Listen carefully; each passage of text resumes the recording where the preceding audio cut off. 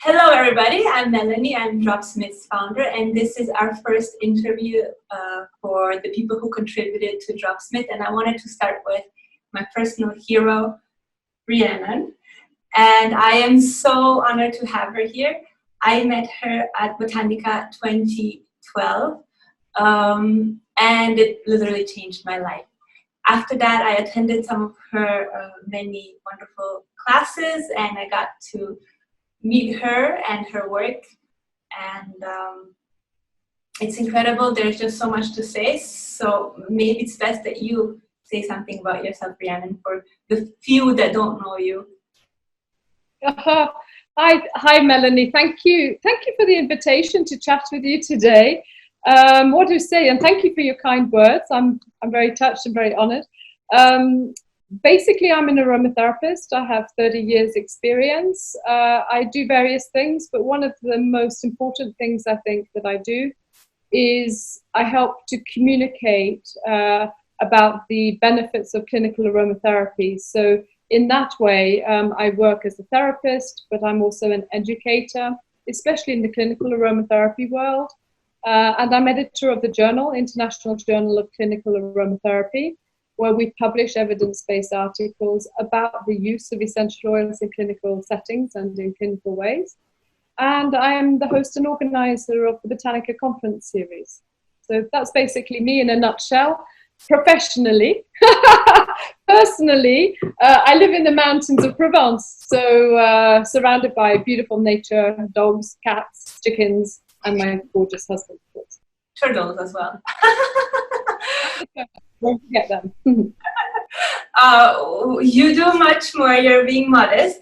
And another thing that's very inspiring from you to me is how you bring the community together. That's, I think, the most important thing I learned in Botanica is how beautiful this community is, and how we can all share our experiences and benefit from them. And I learned that from you.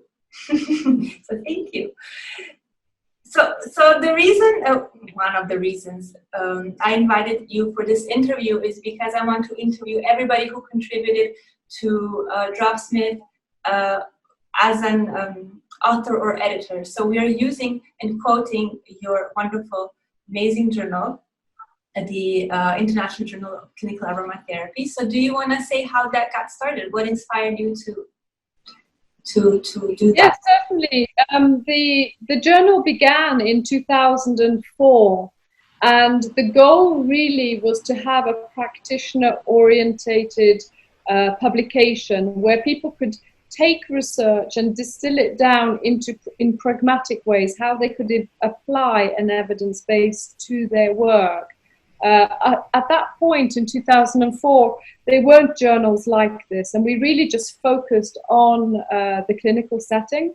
And we started off, and this is how we've kept it going, is that we take a theme per issue or per year, and we develop it along those themes. So we've had multiple themes since 2004, ranging from skincare, dermatology, respiratory care, digestive issues, aroma psychology, cancer care, palliative care, pain. You know, we've dealt with different topics over the years. And this year, for 2020, our theme is resiliency, because given the conditions and the climate we're in right now, people are having to cope with extreme circumstances. So that's the theme for this year. Congratulations. I have, of course, these journals myself. I learned a lot from them. I use them a lot in my work. In teaching. I loved how everything, like you said, is useful, and research is written down in a way that you can then apply it. But what I found, maybe, I wouldn't say most valuable, but something you can't find anywhere else, but in aromatherapy journals, is the case studies. So this is something you will not usually find in research, how these therapists really use the information hands-on. And this is something we also want to quote and share with people, so they get ideas on how to use these oils more efficiently for clinical purposes, like you said. And do you want to say anything about that, and how you choose who's writing and Well, yes, I think this importance of showing what's happening at the client therapist interface is really, really important, because we do have publications that are evidence-based, that are very scientific, and there are some good ones out there about complementary and alternative medicine. But sometimes the papers that appear there, there are meta-analyses, there are systematic reviews, there are double-blind, randomized clinical control trials. But sometimes that information doesn't really inform you as to what actually goes on between, in that intimate setting, which is an individualized treatment experience. So in each issue of the journal, I try to include case studies or case reports, just to keep us grounded, to show that really, aromatherapy is both an art and a science, and that we mustn't forget that a lot of the magic of aromatherapy comes at that very precious encounter with the patient. And that's hard to quantify, it's hard to give statistics for, it's hard to measure, but at least in the publication we can show that. So I'm glad that you find that's valuable. I like to showcase what other people are doing all around the world. That's one of my passions. I sometimes get bad rep for it, to be honest.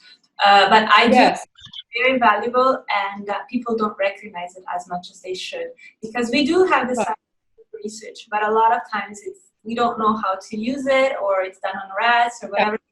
With Dropsmith, I want to get as much scientific research as possible, of course, for the oil and the chemical components. But how to use that, how to apply that, that comes from a completely different viewpoint. And like you said, it's the human touch as well. So with having the honor working with a lot of therapists as well, and nurses, and helping out in clinical settings as well, I noticed that a lot of things are intuitive as well. And how do we then explain that? This is what I want to collect and see where it overlaps. So that's why I do use it, although some people agree with me.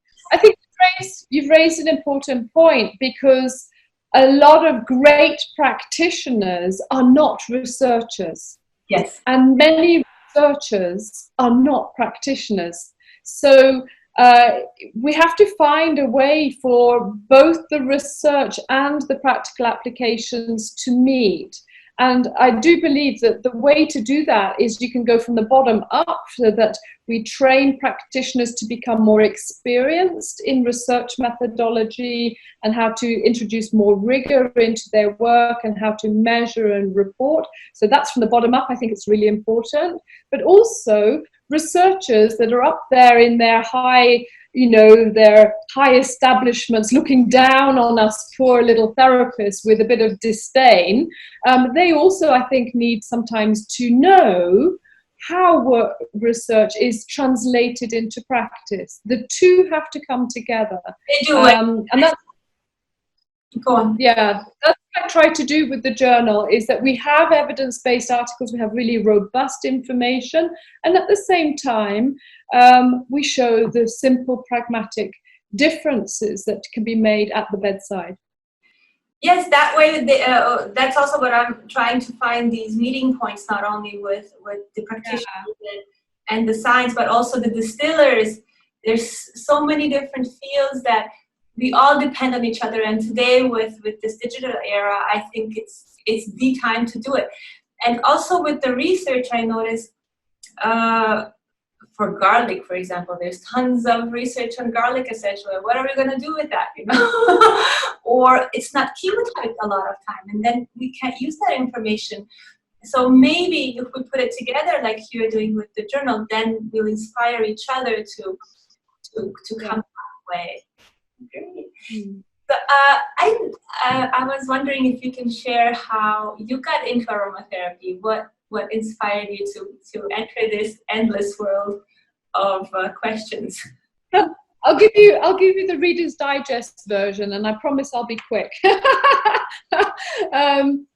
I wish I could say something special, like, I had a dream or something like that. It doesn't work like that. It's very straightforward. I was nursing. I was using essential oils for myself for coping with the stresses of intensive care, which is where I had specialized. And I was becoming increasingly dissatisfied with my role in the nursing, because I was there primarily to accompany the patient. That was my heart path, was to accompany the patient in their suffering. That's what I've always wanted to do. And I thought being a nurse in intensive care, that would meet my need, because, you know, you can't get more sick than being in intensive care. So the suffering is enormous. So I should be feeling fulfilled and everything.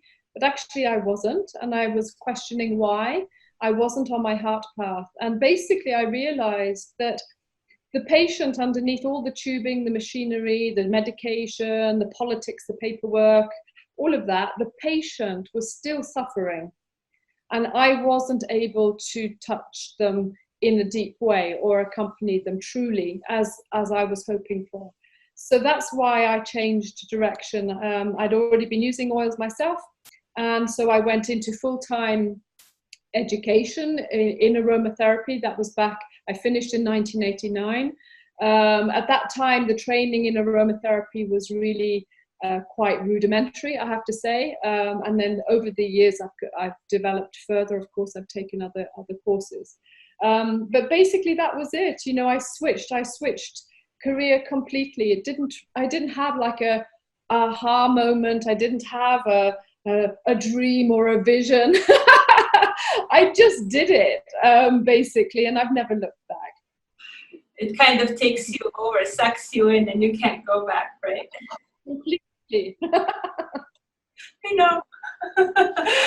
Okay, so another great thing you have in store for us is Botanica, and it's coming really soon. So do you want to say something about that? For me, it was life transforming, and I'm not over. It was the aha moment you're talking about. I was struggling with aromatherapy for a while here in Slovenia, being the only one doing it at the time.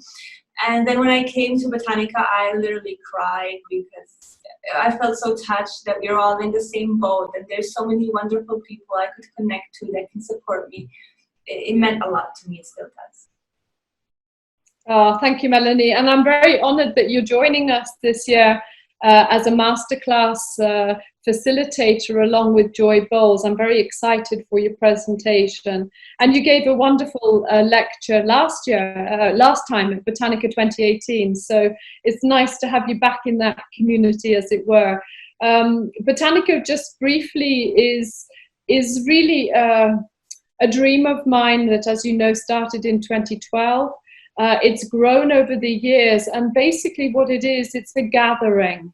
It's a gathering of professionals that are passionate about essential oils and herbal therapeutics, especially aromatherapy, where people have the opportunity to come together to learn, to share, to network, and be in an ambience of mutual support and respect. That's a really important thing for me, is to create the possibility for people to come together and celebrate what we have in common. So this year, Botanica is a virtual event for the first time. We were supposed to be with you, Melanie, in beautiful Bled, Slovenia in May, but because of the coronavirus, you know, all of the world went upside down. And so we are now on the cloud in 1 month's time, actually, 18th to the 20th of September. And it's been a challenge to switch it into its current form, but my goodness, at the moment, I'm so delighted because the platform is in place, and I can't wait to share it, because people are going to be in for a great surprise and a wonderful experience of lectures, of trade show, of networking, and keeping that Botanica community spirit where people can chat live to one another. It's going to be awesome. So we have 38 speakers, we have a big conference program, we have a whole virtual trade show that you can consult and talk to all the different exhibitors. It's really wild. So it's going to be good. Yeah, I'm very excited about it. Yeah, I can't wait for it to start now. Neither can we, you know, some of us live from Botanica to Botanica. We talk to Marika about it. We can live from Botanica to Botanica. Because it's all true that you said this.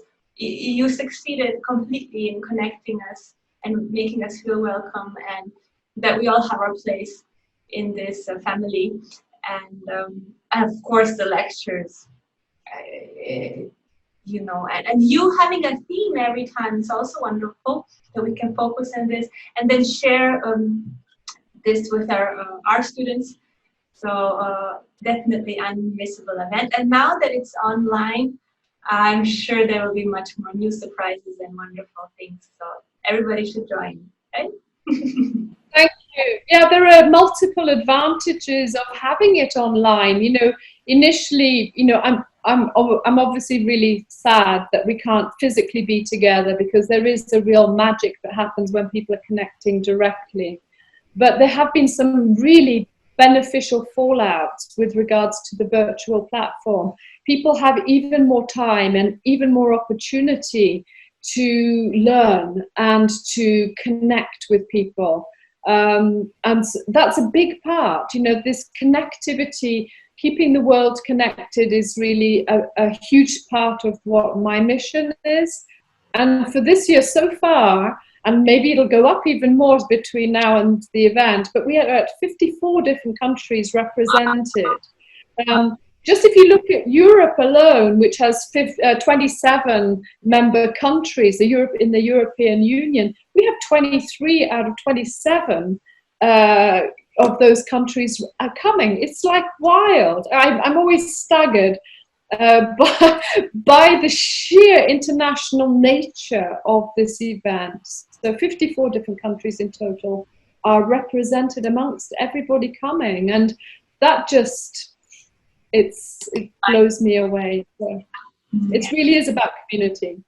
It is, and I'm honored to be part of it. Thank you so much for supporting me. And as you mentioned, in 2018, I even got to present Dropsmith on Botanica. So can you just share? I'm so honored that you supported me from the start. Why you did it, and what Dropsmith brings to you and the community, perhaps. Yeah, I think Dropsmith is quite remarkable. First of all, you're my aroma daughter, so I'm going to support you in whatever you do, because you're such a remarkable individual. But of course, Dropsmith is much more as well. And you've succeeded in doing something really special. You've created this web, this connection, which of course, as I was saying, I appreciate, where you're linking users of your platform with distillers. You're providing valuable service to various players in the development of Botanica. I love that you've created something that's absolutely extraordinary between the universities, the people that analyze, the distillers, the users, the therapists, and also through the fact that you master technology and you are meeting the needs of what people demand today. We're in this technological world, and you've created something that is really special. Another aspect that I think is quite valuable, very valuable for me personally with Dropsmith, is that it's not just about creating a blend and looking at that.